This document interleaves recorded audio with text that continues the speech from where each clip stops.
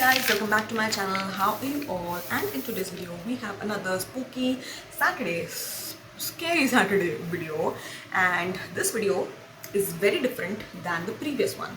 So previous one mein we were talking about the suicide forest. If you haven't seen that video, please check that out as well. And this video mein I wanted to talk about the real life exorcism of Anneliese Michel. Now this is a real life haunting case, okay. And हमने पहले भी इस channel पे real life hauntings के बारे में बात की है, Elisa Lam, if you remember that, and there was also Veronica, right? So this is the third one in the row, and let's talk about it, okay? Let's just dive into this video. Let's go.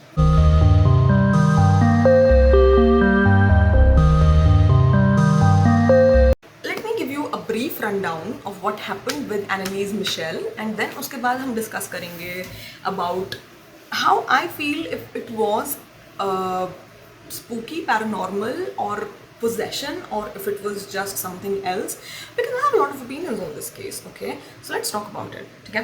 So Anneliese Michel का ये case actually, again, paranormal world में it is a very famous thing, even so much so that कि इसके ऊपर एक पूरी movie बनी थी. So Exorcism of Emily Rose was a movie based on Anneliese Michel की haunting, right? I have seen that movie, मैंने बहुत पहले देखी थी, and it was spooky enough, like it was a good movie.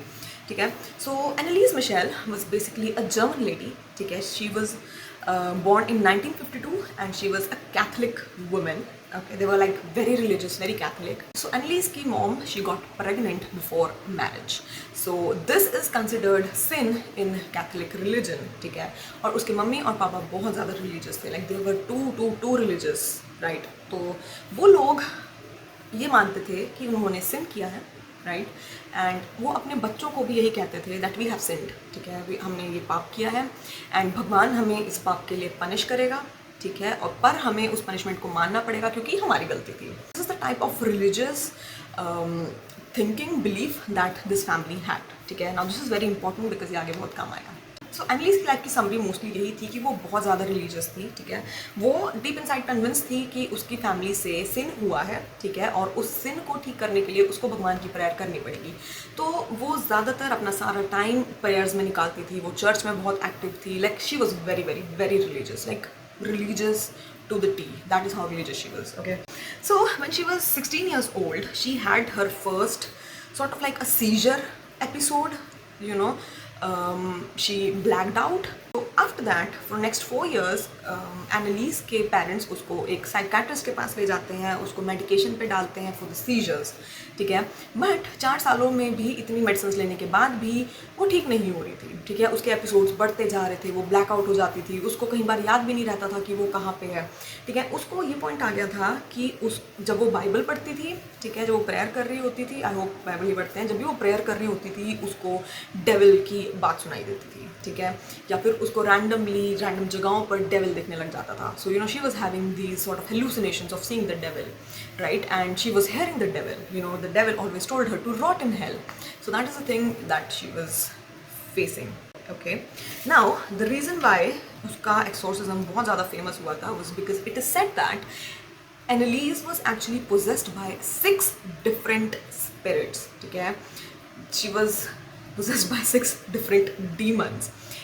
उसकी exorcism की एक tape भी है जिसमें उसकी वॉइस है, you know, you can hear कि उसकी अपनी एक्चुअल वॉइस में और उसकी possessed वॉइस का जो फ़र्क है. So there are so many clips there. अगर मुझे मिलेगी मैं डाल दूँगी, otherwise find it on Google, I guess, ठीक है. And it is said that Anneliese के ऊपर 67 एक्सॉर्सिज्म्स हुए थे, ठीक है, और वो एक एक्सॉर्सिज्म का सेशन 3-3, 4-4 घंटे चलता था. So you can think about it कि वो कितने ज़्यादा उसके ऊपर एक्सॉर्सिज्म्स होते थे, ठीक है.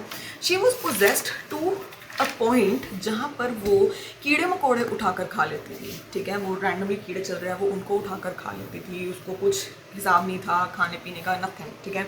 वो जानवरों की तरह बिहेव करती थी. वो लाइक जानवरों की तरह जैसे डॉग्स चलते हैं 4 पैर पे, वो 4 पैरों पे चलती थी. जैसे डॉग्स भौंकते हैं वो भौंकती थी. अपनी इस पोजेशन की पीक में उसने चर्च जाना छोड़ दिया. नाउ Anneliese के parents were convinced that she is possessed. और वो उसका एक्सोर्सिज्म कराना चाहते थे, जिसके लिए वो उसको अलग अलग प्रीस्ट के पास लेके जाते थे, पर कोई भी प्रीस्ट उसका एक्सोर्सिज्म करने के लिए तैयार नहीं होता था बिकॉज दे वर स्कैर्ड। ठीक है, अपनी इस पोजीशन की पीक में एक दिन एनालीज रैंडमली स्क्वाट्स लगाना शुरू कर देती है, और वो भी इतनी विग्रसली लगाती है कि उसकी नीज़ टूट जाती है, लाइक नीज़ की हड्डियाँ तोड़ देती है वो, इतनी बुरी तरह से वो स्क्वाट्स लगाती है। सो आई टोल्ड यू 1968 में एनालीज को फर्स्ट टाइम सीजर हुआ था, या फिर आप कह सकते हो उसकी हॉन्टिंग शुरू हुई थी। She died in 1976, you know like रफली 8 साल के बाद, ठीक है, अपने घर में। उसकी ऑटोप्सी में it was stated that she died of malnutrition and dehydration, क्योंकि उसके ऊपर कॉन्टिन्यूसली एक्सोर्सिज्म किया जा रहा था, और इस सारे एक्सोर्सिज्म की वजह से, और क्योंकि इससे एनालीज मर गई थी, तो जो वो 2 प्रीस्ट थे जो उसका एक्सोर्सिज्म कर रहे थे, उनको एक्चुअली कोर्ट ने जेल में भेज दिया था, because according to the court, और क्योंकि वो एक्सोर्सिज्म को और ये सब स्पिरिट्स वगैरह को नहीं मानता, according to the court it was because of these 2 people that she died of malnutrition and dehydration. ठीक है, इनकी एक्सेसिव एक्सोर्सिज्म की वजह से दैट गर्ल डाइड, सो उनको जेल हो गई थी। Now, people are very very convinced कि Anneliese was actually possessed by 6 different spirits and that is what took her life. उसका exorcism नहीं हुआ क्योंकि spirits बहुत powerful थी and she died because of the exorcism and all of that. But what I personally believe is that there were no spirits. ठीक है, I don't think there was any spirit. The reason why मैंने इनके religious beliefs के बारे में पहले बात की थी was because I wanted to tell you how this family was actually thinking.